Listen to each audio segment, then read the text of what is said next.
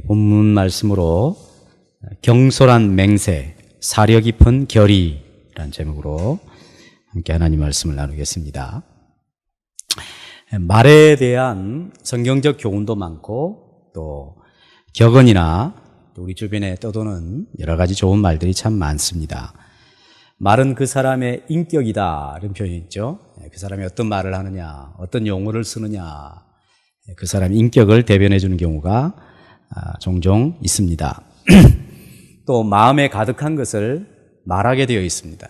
마음에 충만한 자기 안에 가득한 어떤 생각들, 귀에만 없었을 뿐이지 때가 맞고 상황이 맞으면 언제든지 그 마음에 가득한 것이 말로 표현되기 마련입니다. 말에 실수가 없으면 온전한 사람이라고 성경을 냈습니다. 다 그러니까 말에 실수가 있다는 것이죠.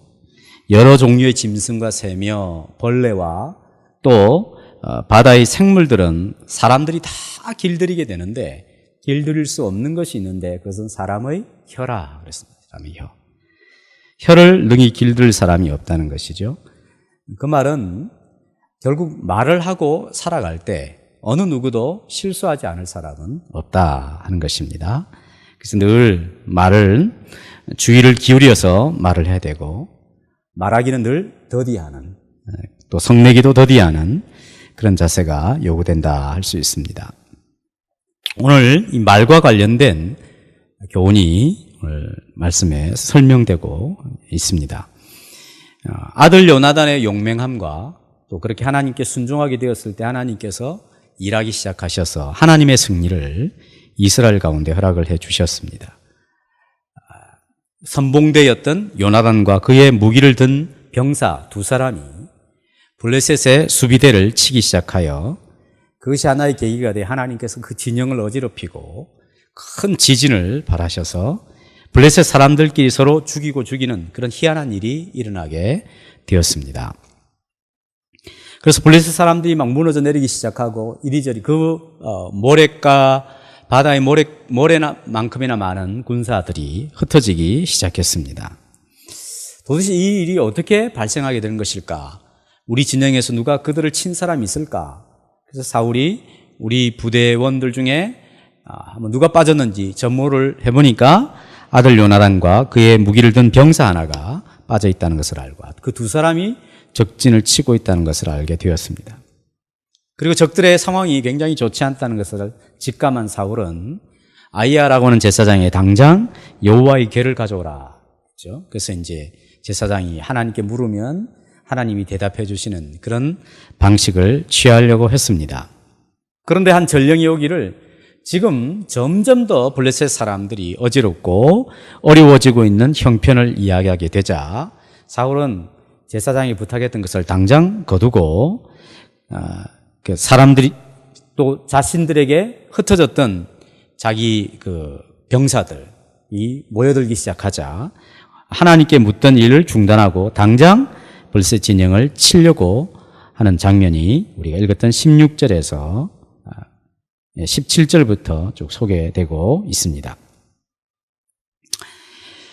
이러한 그 사울의 행동과 태도를 보면서 우리는 먼저 생각해 볼 것은 사울의 무게중심이 어디에 있는가 하는 것이에요. 사울의 무게중심.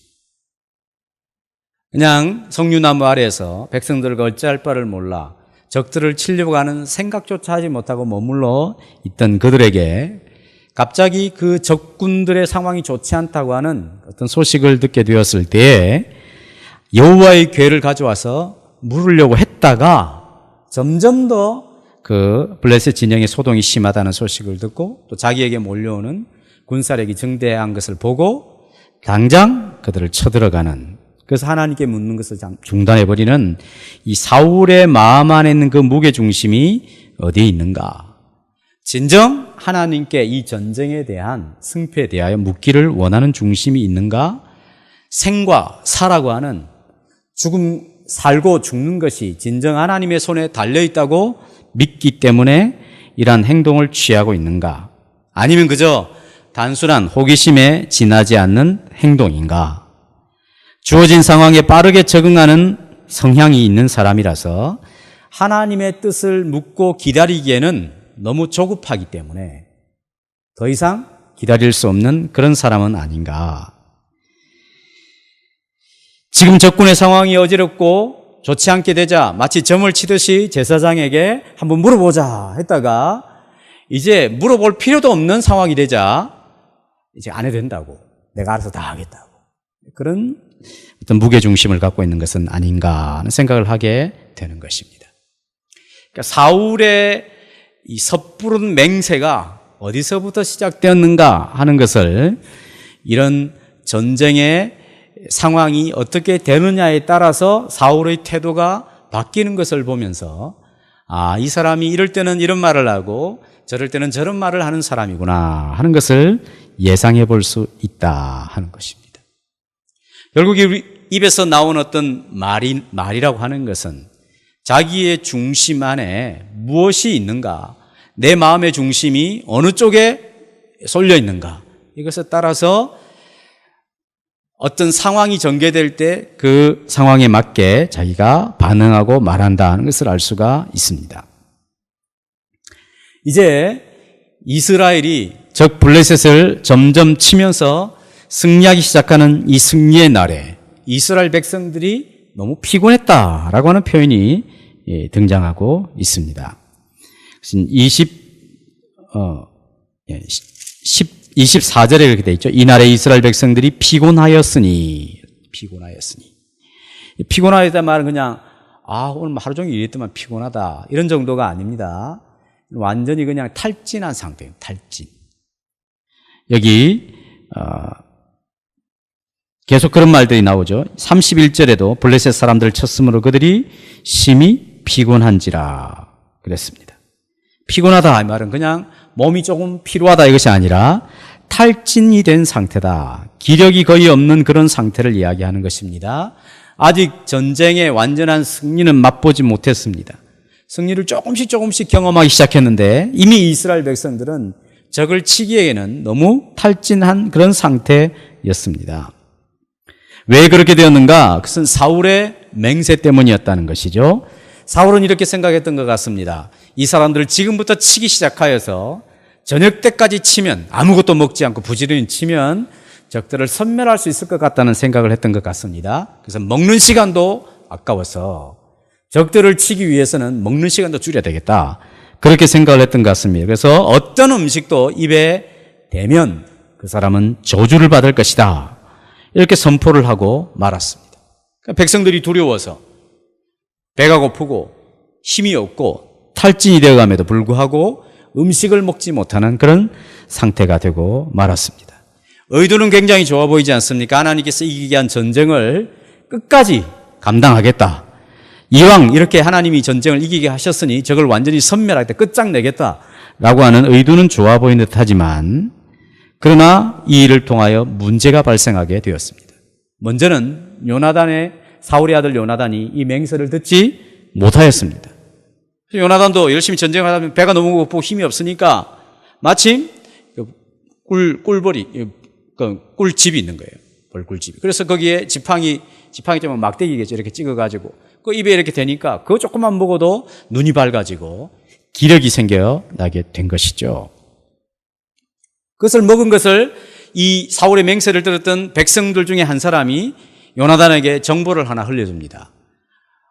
왕자님의 아버님 왕께서 이런 맹세를 하게 되었습니다. 그래서 우리가 이렇게 지금 굉장히 탈진한 상태에 있습니다.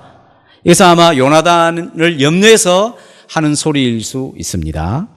그리고 아마도 우리가 지금 이렇게 너무 피곤한 것에 대한 어떤 하소연일 수도 그런 가능성이 있습니다. 그러자 요나단이 29절 37절 이렇게 하죠. 내 아버지께서 이 땅을 굉장히 곤란하게 하시는구나, 혼란스럽게 만드시는구나.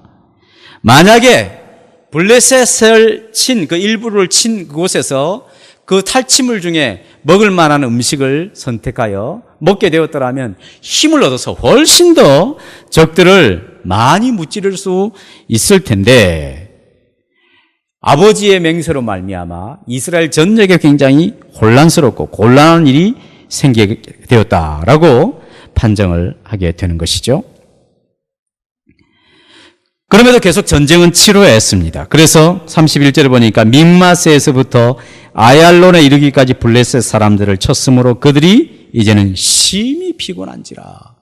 거의 몸을 가눌 수가 없을 정도로 피곤해졌습니다. 이 믹마스에서 아얄론까지 거리는 거의 25에서 한 30km 정도 된다 그런 것이죠. 여기서 해운대 3배 이상의 거리, 거의 4배의 거리, 4배 정도 되는 거리. 안 먹고 걸어가도 힘들 건데 안 먹고 저걸 어쨌든 이렇게 칼날로 쳐야 되잖아요. 얼마나 힘든 일이겠어요. 그러니까 완전히 심히 피곤하게 되어 탈진이 될 만한 상황이었습니다. 그리고 요나단이 한마디 툭 던졌죠. 탈취물 중에 먹었더라면 훨씬 더 많은 적을 도륙할 수 있었을 텐데 이런 말도 들렸고 이제 막 너무 배가 고픈 거예요. 그러니까 어떻게 합니까? 그 탈취한 물건 중에 양과 소와 송아지를 끌어다 가지고 바로 그냥 잡아서 그냥 상체로 먹었던 것 같아요. 피채 먹었더니. 하나님 주신 율법 레위에는 짐승을 잡아 먹되 먹어야 되는 장소가 있고 특별히 피와 함께 먹어서는 절대 안 된다라고 하는 하나님의 분명한 금기 명령이 있습니다. 그러니까 백성들이 이제 사울왕의 얘기를 보고했습니다. 사울왕이 굉장히 이제 놀라고 분노를 하면서 그렇게 했겠죠. 이것이 여호와께 범죄한 행위다. 너희가 믿음이 없어 행하여 이렇게 행하였다. 이제 큰 돌을 가져오라 그랬어요. 그래서 거기서 이제 짐승을 잡은 돌 위에서 피가 흘러내리지 않겠습니까? 거기서 소를 잡아먹고 고기를 잡아먹고 힘을 얻도록 했습니다. 여기 다시 사울의 맹세가 얼마나 아슬아슬한지를 보여주는 장면이 계속 소개되고 있습니다. 백성들이 전쟁의 승리를 만끽해야 할 시점에 먹지 못해서 도리어 백성들이 탈진하게 되는 그런 상태에 빠지고 만 것이죠. 하나님의 율법을 거스르는 행동까지 백성들이 나아가게 되었습니다. 아직도 본인이 한 맹세가 얼마나 위험한지를 알지 못하는 그런 모습을 읽을 수가 있습니다. 그러면서 뭐라고 이야기합니까? 백성들에게는 너희가 믿음이 없이 행하였다. 이게 자기 때문에 발생한 일인데 자기 잘못을 깨닫지 못하고 백성들의 탓으로 돌리고 있는 것이죠. 믿음이 없어 그렇지. 좀 더 기다리고 그렇게 해보지. 아무리 탈진한 상태라도 죄를 지어서는 안 되지. 라는 식으로 이렇게 몰아붙이고 있는 것을 보게 되는 것입니다. 사울은 자기가 경솔하게 맹세함으로 말미암아 이 모든 백성들의 잘못된 태도나 하나님 앞에 범죄한 행위가 자기로 말미암았다라고는 생각을 못하는 거예요. 그러니까 백성들을 정죄하는 것이죠. 남의 눈에 티는 보이는데 정작 이 모든 문제를 발단시킨 자기의 문제는 그 들보와 같은 문제는 안 보이는 게 되는 것이죠. 늘 자신의 의가 가득한 사람은 남의 티는 엄청나게 크게 보여도 자신의 눈에 있는 들보는 절대 보지 못하는 특성을 지니고 있습니다. 그것이 바로 자신의 의가 가득한 사람에게서 나타나는 현상이라고 할 수 있습니다. 우리는 그런 경우를 자주 보게 되죠. 지도자가 자기가 잘못했는데 자기의 잘못을 깨닫지 못할 때 그 참모 탓으로 돌리고 백성들의 탓으로 돌리고 반대자들의 탓으로 돌려버리는 그런 현상을 우리는 너무나 자주 보게 되는 것입니다. 늘 문제는 큰 위치에 큰 자리에 있는 사람이 자신을 의롭게 생각하고 다른 사람을 멸시한다든지 자기의 잘못을 보지 못하고 남의 잘못을 크게 볼 때에 항상 문제는 크게 발생하게 되어 있는 것입니다. 그래서 사울은 계속적으로 자신의 문제를 보지 못하는 것이죠.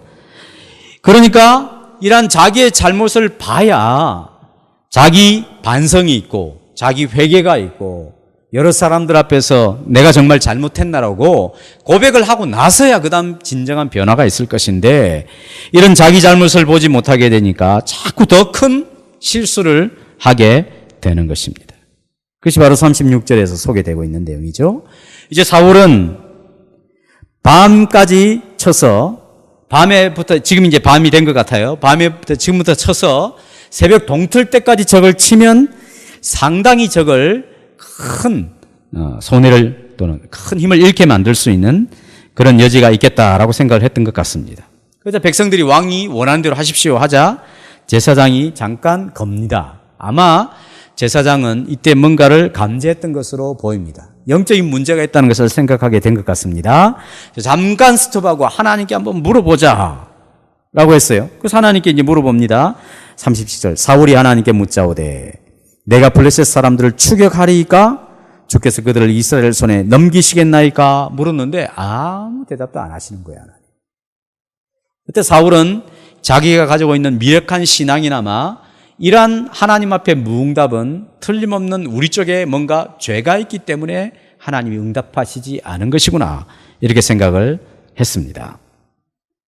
그래서 어떻게 이야기하냐면 이 범죄가 이 죄를 지음으로 말미암아 하나님이 응답을 하시지 않으니 이 죄가 누구로 말미암았는지 일단 가려내자라고 했습니다. 자기는 자신 있다. 자기는 죄가 없다는 것이죠. 그리고 군사의 지도자들과 자기와 자기 아들 딱 양분을 했습니다. 자기는 문제가 없고 자기 아들 요나단도 아무 문제가 없는 것으로 확신을 했던 것 같습니다. 그래서 뭐라고 하냐면 내 아들 요나단에게 무슨 죄가 있다 할지라도 반드시 죽으리라. 그렇게 자신 있게 이야기하는 거죠. 백성들이 아무 대답도 안 하는 것이 왜? 이미 백성들 중에는 상당히 요나단이 문제가 있다는 것을 알고 있었습니다. 지나친 사울이 지나치게 말로서 화근을 너무나 많이 하고 있는 것이죠. 39절에 이스라엘을 구원하신 여호와께서 살아계심을 두고 맹세하노니 내 아들 요나단에게 있다 할지라도 반드시 죽으리라 그렇게 이야기를 한 것입니다. 드디어 이제 제비를 어떻게 뽑았는지 알 수 없지만 딱 뽑으니까 벌써 백성들과 백성의 지도자들에게는 아무런 문제가 없는 거예요. 드디어 이제 사울과 요나단 딱 걸렸습니다.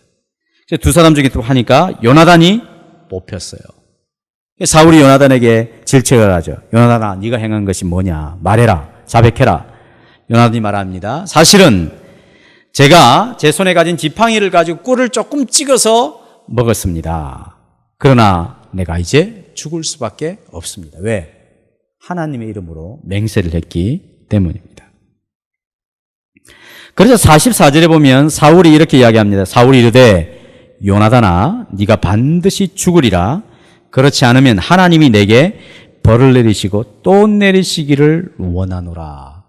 자꾸 실수하는 거죠. 한 번 실수하면 또 하고 또 하면 자기 확신이 있기 때문에 또 여호와의 이름을 또 거는 것입니다. 여기 보면 39절에 내 아들 요나단, 40절에도 나와 내 아들 요나단은 이쪽에 있으리라. 그러니까 이 일이 판결되기 전에는 요나단을 가리켜서 내 아들이라 했다가 판결이 나니까 뭐라고 이야기합니까? 44절에 아들은 온데간데없고 요나단아 이렇게 이야기하죠. 완전 재판관으로 서 있는 것입니다. 거리를 두는 것이죠. 자기하고. 아버지의 정의나 따뜻함은 온데간데없고 자기가 맹세한 것에 미쳐버려 있는 그런 한 사람을 대하게 되는 것입니다. 자기 정당화하는 어리석은 모습과 요나단은 그럼에도 불구하고 아버지가 공공연하게 맹세한 것에 대하여 그것은 법이니까 자기가 지키겠다고 하는 겸손한 모습이 대조적으로 등장하고 있습니다. 사울의 모습은 자기가 너무나 의롭기 때문에 하나님도 어찌할 수 없는 그런 상태에 빠져 있는 듯한 느낌을 갖게 됩니다. 열심보다 중요한 것이 있습니다. 그것은 바로 하나님의 뜻입니다. 하나님의 뜻. 우리가 늘 듣는 말, 하는 말이 있죠. 속도보다 중요한 것은 뭐다? 방향이다, 방향. 사울은 자신의 열심과 자신의 감정이 더 중요했습니다. 자기의 의의가 더 중요한 것이죠. 하나님의 뜻이 어떠한 것인지, 하나님의 의향은 무엇인지 이런 것에 대한 관심이 없다는 것을 알 수가 있습니다. 경솔함은 늘 경솔함을 낳습니다. 경솔한 맹세로 백성들을 크게 지치게 했습니다. 경솔한 맹세로 전쟁의 영웅인 요나단을 사지로 몰아 넣었습니다. 사울의 하나님에 대한 신앙의 무게는 그가 내뱉은 말로 그 무게를 측량할 수가 있습니다. 모든 공적을 요나단에게나 또 이 승리의 결과를 주신 하나님에게 돌리지 않고 자신의 개인적인 감정에만 몰두하여서 경솔하게 맹세를 내뱉음으로 말미암아 자신의 의롭다고 하는 생각을 가지고 계속적으로 반복하여 실수를 거듭하고 있다는 것을 알 수 있습니다. 자신의 감정이 이제 이렇게 꺾이게 되자, 백성들의 반대에 부딪혀서 꺾이게 되자 시대적인 사명을 망각하고 그냥 자기 집으로 돌아갔다라고 46절에 기록하고 있습니다. 결국 어떻게 됩니까? 이 블레셋에 의해서 나중에 사울이 죽임을 당하게 되죠. 만약 이 순간에 이 결정적인 일들에 대하여 자기의 잘못을 수긍하고 받아들이고 백성들과 왕자와 함께 마음을 맞춰서 끝까지 추격을 했었더라면, 그 시대적인 사명을 잘 깨닫고 하나님의 뜻을 깨닫고 반응했었더라면 틀림없이 블레셋을 근절시킬 수 있었을 것입니다. 그러나 사울은 그렇게 하지 못했습니다. 나중에 도리어 이 블레셋에 의하여 자기도 죽고 자기 아들들이 다 죽지요. 이러한 섣부른 사울의 맹세를 통하여 온 백성들이 큰 곤란을 당하고 아들은 사지에 몰릴 뻔했었습니다. 감정에 의하여 휘둘리는 그런 자기 열정은 하나님의 뜻과 무관하게 될 때 얼마나 위험한 일인가 하는 것을 다시 생각하게 됩니다. 반면에 한 절로 나와 있지만 이러한 사울의 처사에 대하여 사려 깊은 백성들의 단호한 결의가 45절에 표현되어 있습니다. 요나단을 반드시 죽이리라. 하나님이 내게 만약 그렇지 않으면 하나님 내게 벌을 내리시리라. 그렇게 이야기하자 백성이 왕에게 항변을 합니다. 이스라엘에게 이 큰 구원을 이룬 요나단을 죽이는 것이 마땅하겠습니까? 결코 그렇게 되는 일이 없을 것입니다. 그의 머리털 하나도 상해서는 안 됩니다. 우리가 여호와의 살아계심을 두고 맹세한 그는 하나님의 동력자입니다. 하나님이 하시고자 하는 일에 기꺼이 자신의 목숨을 던진 사람이요, 이 전쟁의 승리를 가져다 준 그런 사람인데 어찌 이런 사람을 죽인다는 말이에요. 그럴 수 없다라고 단호하게 결의를 합니다. 그래서 사울도 어찌할 수 없는 것이죠. 하나님의 이름으로 맹세를 했다 할지라도 부당함을 알게 되면 반발할 수 있는 그런 백성들의 태도를 보게 되는 것입니다.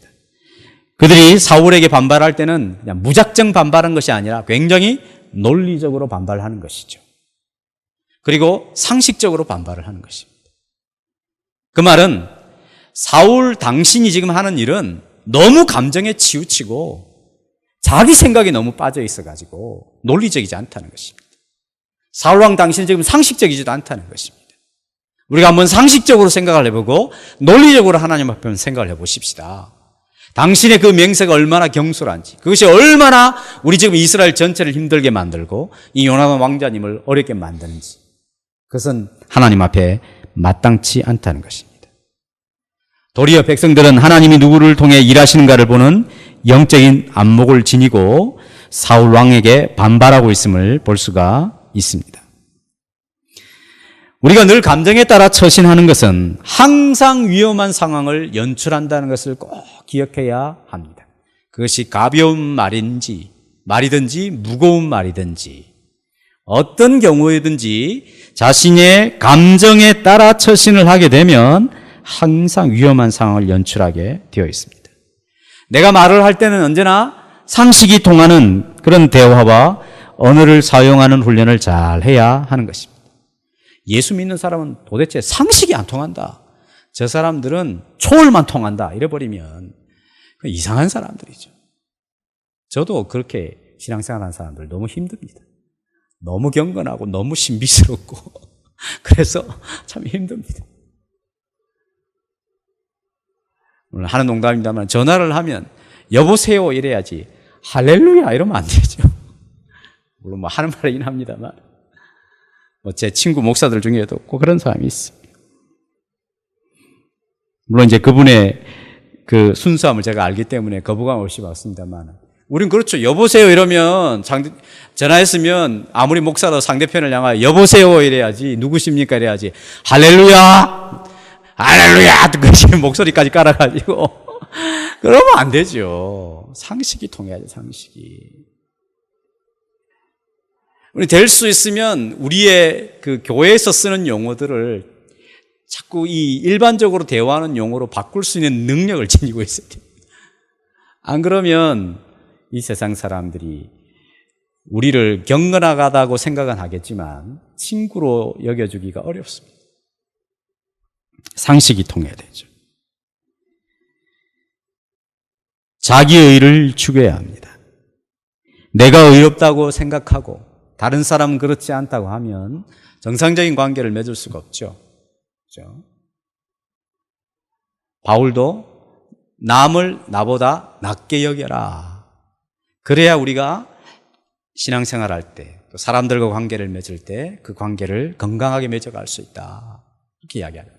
남을 나보다 낮게 여겨주는, 낮게가 아니라 낮게 여겨주는 것이죠. 그것은 자기의가 자기 안에 있어서는 안 되는 것입니다. 사울은 마치 이런 모든 전쟁에 승리가 자기에게 달려있는 것처럼 자기가 한번 맹세했으면 나는 왕이니까 무조건 나를 따르라!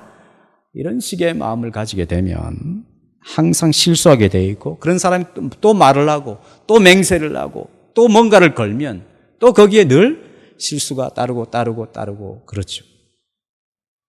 마치 우리 주변에 무슨 이야기 하는 것과 똑같지 않습니까?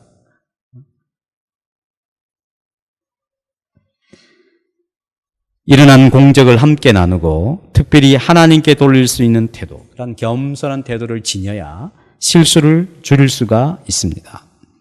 지위가 높을수록 깊이 생각을 해야 되겠죠. 맡은 일이 무거울수록 많이 생각을 해야 하는 것입니다. 하나님을 의지하고 전체를 생각하며 말하는 그런 습관을 지니도록 해야 하는 것이죠. 한 왕은 가장 높은 지위에 있고 하나님의 도구로 가장 아름다운 기회로 쓰임받을 수 있는 그런 기회를 부여받았을 때 경솔하게 맹세하여 온 백성을 혼란의 구렁텅이로 빠뜨리는 그런 사람이 되고 말았습니다. 그러나 수많은 평범한 사람들, 익명의 백성들은 지금 일어난 모든 일들에 대한 그 하나님의 손길과 요나단을 통하여 일하시는 하나님의 손길을 바라보며 신앙의 논리와 신앙의 상식 안에서 바르게 잘 처신하여 왕의 잘못된 행동을 그치게 만들고 요나단을 살려서 다시 이스라엘의 기회를 제공받는 그런 사람들의 모습을 보게 되는 것입니다. 우리가 이 땅에서 하나님의 백성으로 부르심을 받게 되었을 때에 많이 기도하고 많이 생각하고 사람들의 이야기들을 충분하게 듣고 들을 때도 어떻게 대답할 것을 하나님 가르쳐 주십시오.